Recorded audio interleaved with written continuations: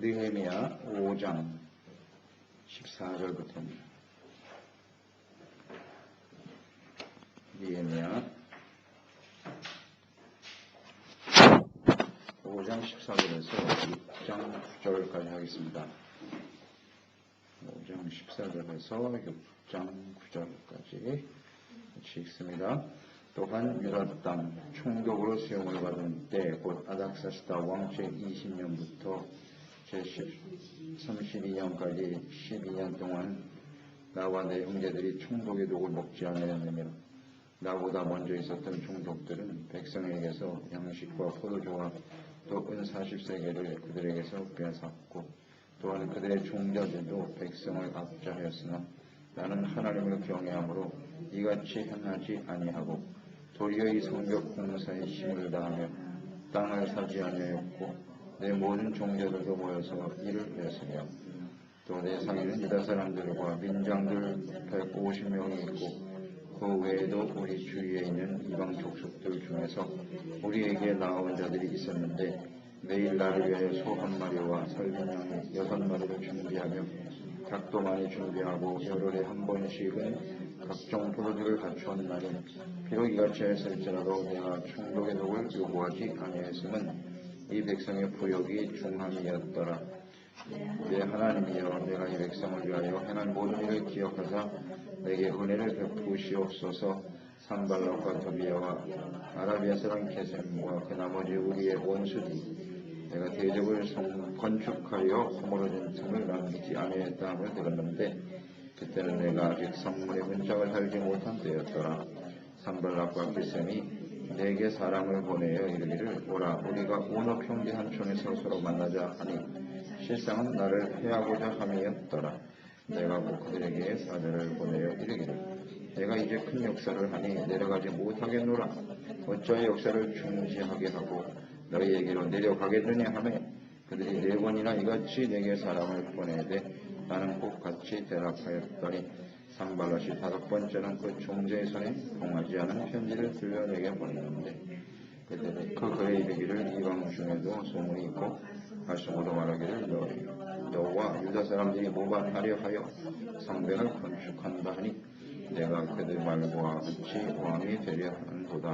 저녁에서 니네를 세워 예루살렘에서 너를 들어 선전하기를 유다의 왕이 있다 하게 하였으니 지금 이 말이 왕에게 들릴지라.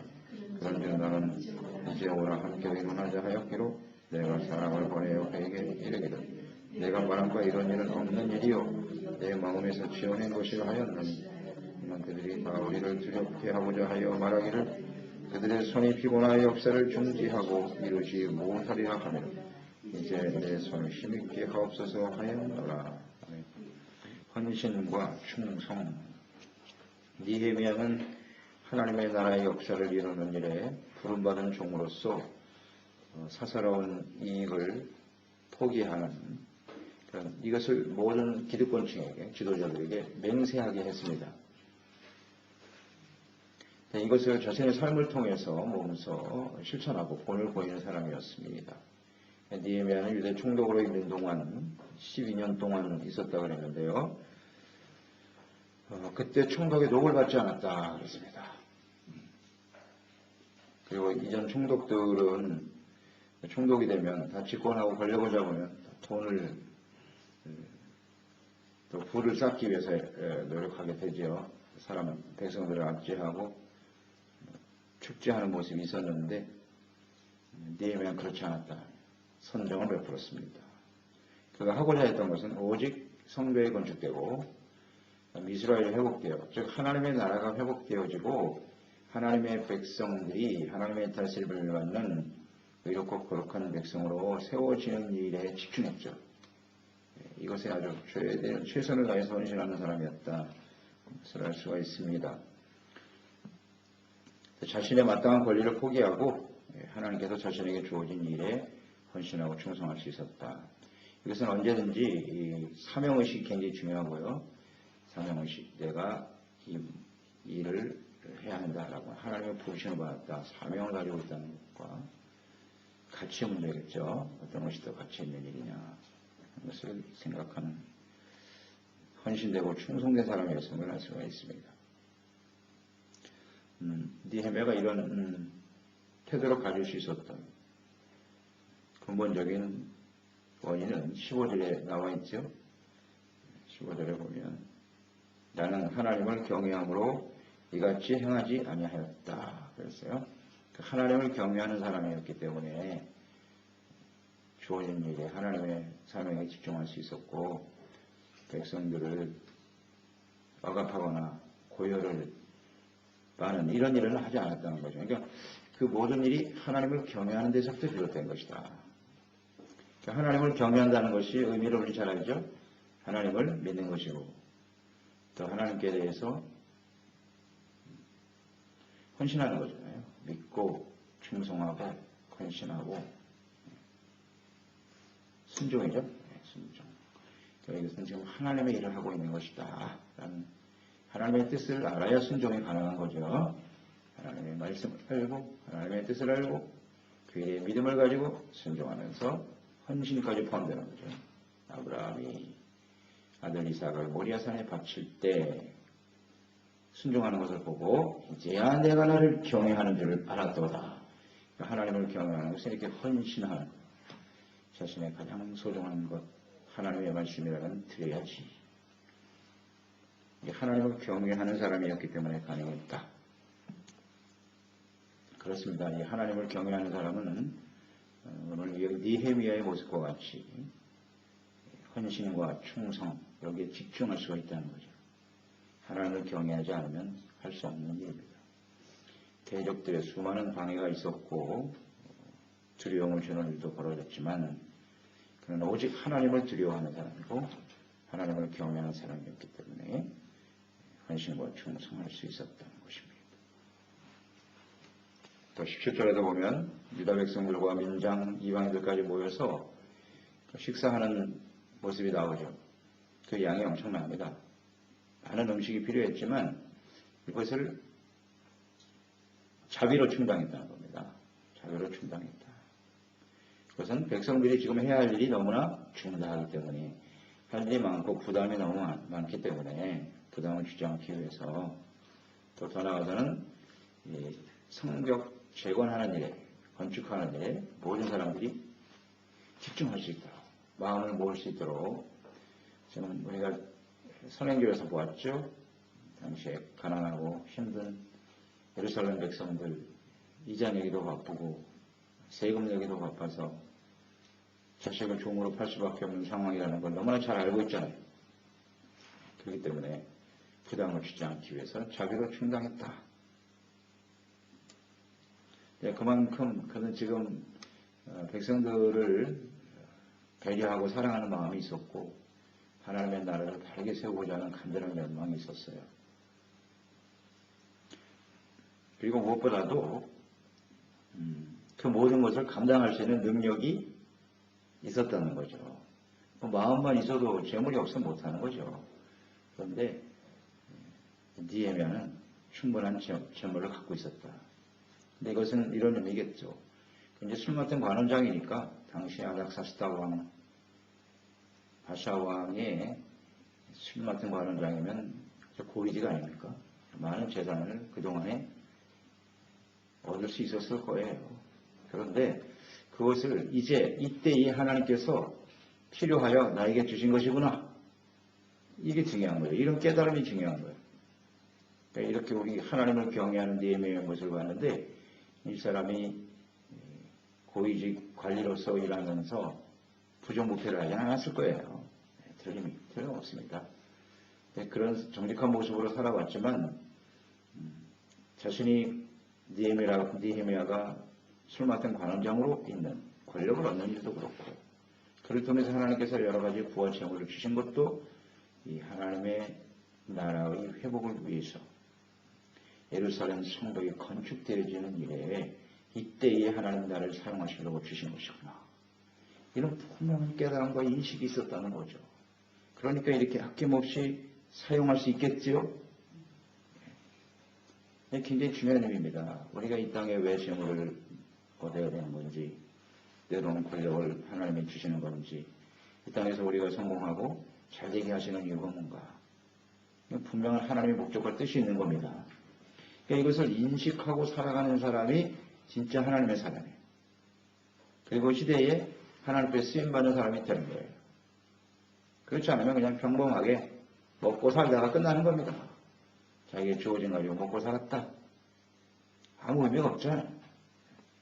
우리가 똑같이 이 세상을 살아가는 거 아니겠습니까? 살아가는데 주어진 자신의 모든 것들이 하나님께서 나에게 맡기신 일이다. 주님의 나라와 뜻을 이루는 일에 이것을 사용해야 된다라고 하는 거죠. 이런 생각을 항상 가지고 우리가 살아간다면 하나님의 때에 귀하게 복되게 쓰임받는 저희들이 될 수 있을 것입니다.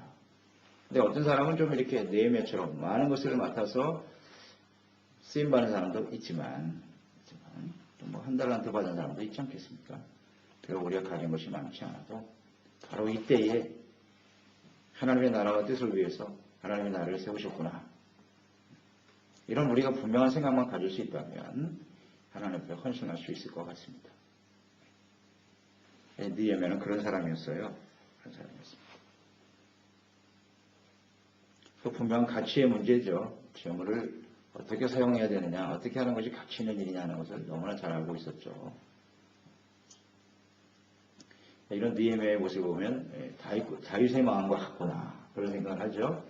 다윗이 자신의 생애를 마감하면서 가장 원했던 것은 하나님의 성전을 건축하는 일이었다. 그러니까 성전 건축의 가장 핵심은 정말 성전을 건축하고자 하는 마음은 이스라엘이 하나님의 다스림을 받는 하나님의 나라가 되어야 한다는 거죠. 그리고 자신의 대를 이어서 왕위를 이어갈 솔로몬과 그 후대의 사람들이 하나님의 성전을 중심으로 해서 하나님의 다스림을 받는 거룩한 하나님의 나라의 백성이 되기를 간절히 원했죠. 이게 너무나 가치 있는 일이라는 것을 확신했기 때문에 자신이 가지고 있는 모든 것을 들여 성전을 건축하는 데 아낌없이 내어놓을 수 있었죠. 이것이 바로 다윗의 마음이요, 여기 느헤미야의 마음이 아니겠습니까? 시대는 다르지만 하나님을 향하는, 하나님을 경외하는 사람들의 마음은 같죠. 또 오늘도 마찬가지예요. 우리를 통해서 하나님의 계획하신 일들을 이루어가기 위해서 주님의 나라와 뜻을 위해서 우리가 하나님 앞에 기쁨으로 헌신할 수 있는 진정 하나님을 경외하는 자들의 모습이 되어야겠죠. 이건 이제 온전한 헌신 아니겠습니까? 드리는, 아낌없이 드릴 수 있어요. 헌신. 이거 역시 하나님을 경외하는 태도에서 오는 것이다. 그리고 19절에 보면 그런 고백을 하죠. 하나님이여, 내가 백성을 위하여 행한 이 모든 일을 기억하시고 내게 은혜를 베풀어 주옵소서. 그런 기도를 하네요. 하나님의 백성들과 또 이스라엘 나라의 회복, 성벽, 재건 이런 것들이 다 하나님의 은혜로 되어지는 일이고요. 그리고 주님 앞에 그 은혜를 구하는 태도, 이것은 겸손이잖아요. 겸손한 자세로 하나님의 은혜로, 지금까지 살아온 게 은혜고 앞으로도 이 성벽이 재건되고 나라가 회복되는 것도 은혜로 되는 것이다. 은혜 의식을 가지고 살았다는 거죠. 은혜 의식을. 이것이 참 중요한 것 같아요. 하나님 앞에 은혜 받고 하나님께로부터 도움을 구하는 그런 태도로 살았다는 거죠. 모든 것이. 자신이 무슨 능력으로 무엇을 하겠다는 것이 아니라 언제나 하나님의 은혜를 사모하는 그런 겸손한 태도를 가지고 있을 때 우리는 온전히 주님을 위해서 헌신하는 사람이 될 수 있습니다. 그러니까 이런 재물을 녹봉을 12년 동안 받지 않았다고 그랬으니까 좀 쉬운 일이 아니거든요. 어떻게 그게 가능하냐 하는 거 보면 철저하게 그는 지금까지 되어진 것이 하나님의 은혜다 라는 생각을 가지고 있었기 때문이에요. 은혜로 살아왔기 때문에 가능하다. 우리가 생각하면서 주님의 은혜를 구하는 겸손한 자세로 주님을 섬기는 사람이 필요하겠죠. 역시 이 느헤미야는 은혜와 관련된 것은 겸손과 감사거든요. 그러니까 하나님 앞에 겸손한 사람이고 감사할 줄 아는 사람이었다. 그렇게 볼 수가 있겠죠. 그런 사람들을 통해서 하나님의 나라의 역사가 이루어져 가는 것입니다. 헌신, 겸손, 감사.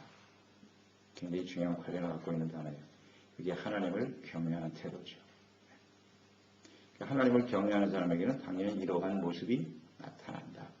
열매가 나타날 수밖에 없다.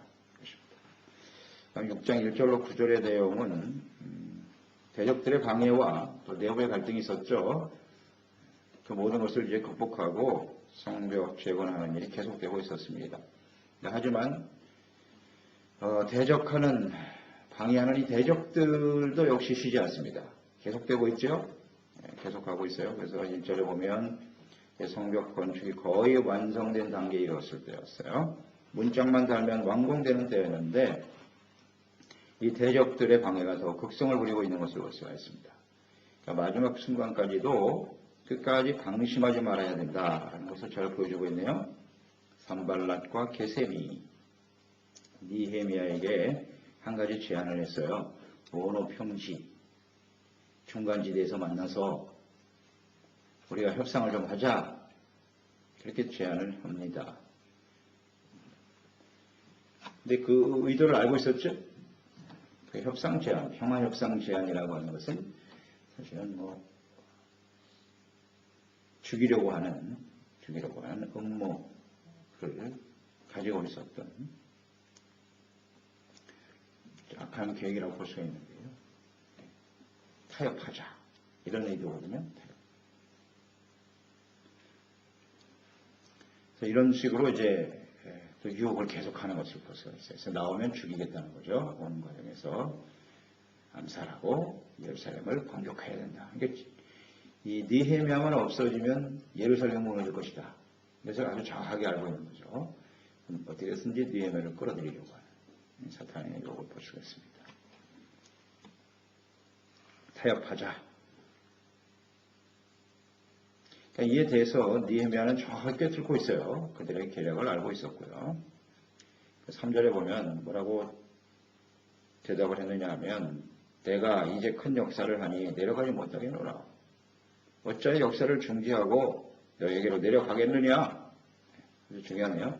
지금 하고 있는 이 일이 하나님께서 내게 맡겨주신 큰 역사라는 얼마나 이 일이 소중하고 귀한 일이고 하나님의 나라의 역사가 아직 다 이루어지지 못하고 있는 상태인데 큰 역사라는 거 이것을 고백했고 또 하나는 중지할 수 없다는 것. 중단할 수 없다. 이것이 아주 분명한 생각이네요. 사탄의 계략을 알고 있었기 때문이에요. 사탄의 계략은 하나님의 나라가 회복되고 세워지는 것을 어떻게든지 방해하는데 그 초점은 중단하는 거예요. 이것을 우리 잊지 말아야 돼요. 니헤미야를 통해서 우리가 배우는 거예요. 하나님의 나라와 역사는 절대 중단되어서는 안 됩니다. 그 어떤 이유로도 중단돼서는 안 되는 거예요.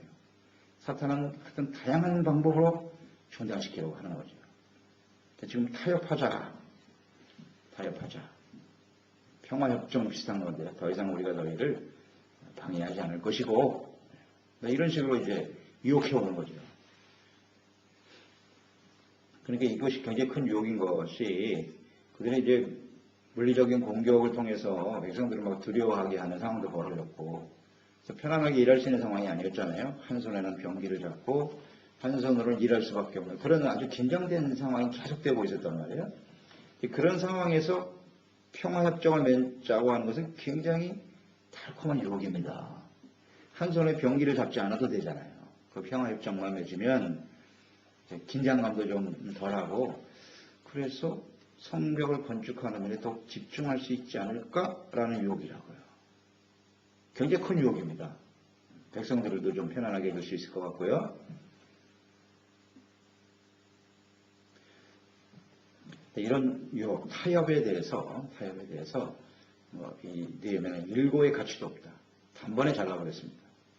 중단시키려고 하는 의도를 정확하게 파악하고 있기 때문이에요. 또 지금 이 성벽 건축이 지금 하나님의 역사에 큰 역사라는 것에서도 볼 수 있듯이 지금 하나님의 일이란 말이에요. 하나님의 나라와 하나님의 일이고 이 일을 이루시는 분이 누구시냐? 하나님이 하시는 일이라는 거죠. 하나님께서 하신다. 그러면 대적들이 아무리 방해가 있다고 할지라도 대적들의 방해로 인해서 하나님의 나라의 역사가 중단될 일은 없다는 겁니다. 그들과 타협을 하고 그들에게 잘 보여야 하나님의 나라와 역사가 세워진다? 전혀 그렇지 않다는 겁니다. 일은 하나님이 하시는 거지, 그 불의한 사람들과 타협해 가면서까지 하나님의 일을 이루어갈 수는 없다는 겁니다. 그건 있을 수 없는 일이라고 딱 잘라버리는 거예요. 하나님의 일이기 때문에 이런 생각을 우리 항상 해야 됩니다. 하나님이 하신다. 하나님께서 하시는 것이다. 그들과 타협할 아무 이유가 없죠. 그들이 우리 하나님의 나라를 건설하는 데 있어서 방해하는 일만 하는 것이지 우리에게 무슨 도움을 줄 수 있느냐는 겁니다. 전혀 도움이 되지 않는다. 정확한 깨달음이지요.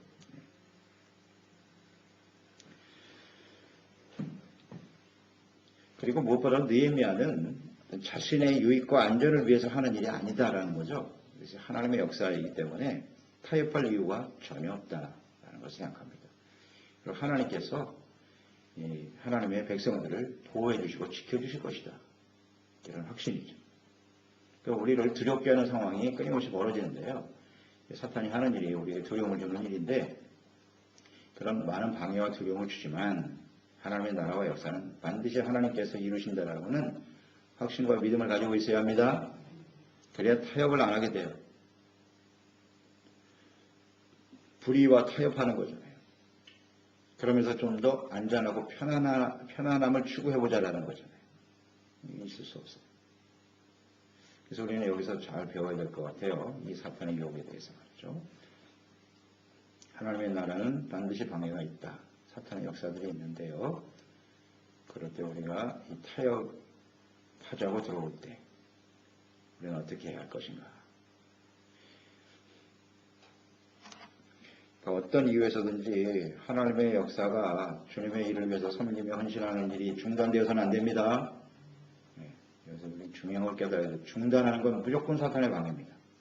그것이 뭐 어떤 정당한 이유를 붙이고 뭐 상황설을 건 필요 없어요. 하나님의 일은 주님 앞에 서는 그날까지 헌신하고 충성하는 사람들이 되어야 하는 거예요. 충성이라고 하는 변함이 없는 거예요. 계속되는 게 충성이에요. 충성. 그러니까 여기서 우리가 느헤미야를 통해 깨닫게 되는 것은 충성된 태도죠. 14절에서 19절은 온전한 헌신. 오늘 여기 이 1절에서 9절에서 깨달을 수 있는 느헤미야 이 태도는 충성입니다. 충성은 어떤 상황에서도 변함이 없는 거예요. 계속되는 거예요. 계속 하나님의 역사가 온전히 이루어질 때까지 계속되는 거예요. 절대 중단시키지 마죠.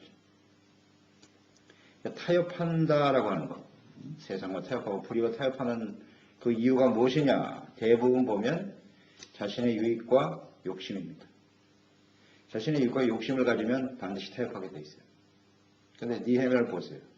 자신의 유익을 구하지 않습니다. 자신의 모든 것을 내어줄 정도로 하나님의 일에 헌신하는 사람이었고 자신의 유익을 구하는 사람은 절대 아니에요. 그리고 욕심 전혀 없어요. 욕심이 없습니다. 그러니까 하나님의 나라와 위에 딱 초점을 두고 있기 때문에 이런 타협을 단호하게 거절할 수 있더라. 그렇죠? 그래서 이것을 항상 조심해야 돼요. 우리는요. 내가 하나님의 일을 하고 있는 건지 나 자신의 유익과 만족을 위해서 자신의 욕심을 채우기 위해서 하고 있지는 않나? 이것을 우리가 떨쳐버리지 못하면요. 이런 사탄의 유혹에 걸리고 말아요. 달콤하거든요. 뭔가 좀 편안할 것 같고 좀 편하게 쉬면서 할 수 있을 것 같은데 그렇지 않습니다. 그다음 4절로 5절에 보면 몇 번이나 계속됐다고 나와 있어요. 이런 타협의 유혹이 4번, 5번째까지 계속되죠. 이걸 보세요. 끈질기 사탄의 유혹을 볼 수가 있죠? 절대 포기하지 않는다는 거예요. 계속해요, 계속. 5번째는 이제 4번째까지 똑같이 대답했어요. 더 이상 다른 말 할 필요가 없어요. 내가 큰 역사를 이루고 있고 어찌 하나님의 역사를 중단하면서 시간 낭비하면서 당신들과 만나겠는가. 그럴 가치가 없다는 거 계속 똑같이 대답했다 그랬고요. 변함이 없어요. 변함이 없고 5번째 이제 편지를 보냅니다. 5번째는. 근데 편지를 보내는데 편지가 어떤 편지냐. 5절에 보니까 종자의 손에 봉하지 않은 편지. 봉하지 않은 편지는 무슨 뜻일까요? 그렇죠. 소문을 내겠다는 얘기죠. 그 내용을 모르는데 다 읽어볼 수 있도록 읽어갖고 소문을 내라는 뜻이잖아요. 봉하지 않았다는 얘기는. 헛된 소문을 퍼뜨리겠다는 거다. 그 내용은 뭐냐면 지금 느헤미야와 예루살렘 백성들이 하고 있는 일은 반역이다. 그러니까 이 반역이라는 죄가 얼마나 큽니까? 대역 죄인을 만드는 거예요. 그래서 왕을 대적하고 반역함으로써 이 일은 절대로 되어서는 안 된다는 얘기, 이거 퍼뜨리는 거예요. 그래서 사람들의 예루살렘 백성들로 하여금 이렇게 두려움을 갖게 하는 거죠. 이것이 당시 절대 권력자 아닙니까? 아닥사스다 왕. 그 왕을 거적하는, 반역하는 일이 된다면 굉장히 두려운 일이죠. 멸절을 당할 수밖에 없는 것이니까 겁을 주는 거고. 또 하나는 선지자들까지 동원합니다. 이제 거짓 선지자들을 내세워서 니헤미야가 유다의 왕이 되려고 한다. 왕이 되려고 한다. 이런 헛성으로 퍼뜨리는 거예요. 선지자가 말하니까 그럴듯하잖아요. 다 사람들의 마음을 이렇게 두려움과 혼란 속에 빠뜨리는 거죠. 야, 정말 니헤미야가 왕이 되려고 하나? 소음처럼 무서운 게 없습니다. 이거 퍼뜨리면요, 사실이 아니거든요. 근데 사람들은 분별력이 없거든요. 이 소식을 들으면 거기에 걸려서 다 넘어지게 돼 있어요. 선지자까지 막 내세워가지고 하니까. 그러니까 사탄이 쓰는 방법 중에 하나가 또 잘못된 소문이라는 거 아시기 바랍니다. 소문을 여러분 조심해야 돼요. 소문에는 사탄의 역사가 거의 90% 이상이에요. 무조건 그걸 다 들으면 안 돼요. 그래서 하나님의 역사를 중단하게 하는 거 아시겠죠? 사탄의 역사는 뭐라고요? 끝! 중단하게 하는 거. 그러니까 이런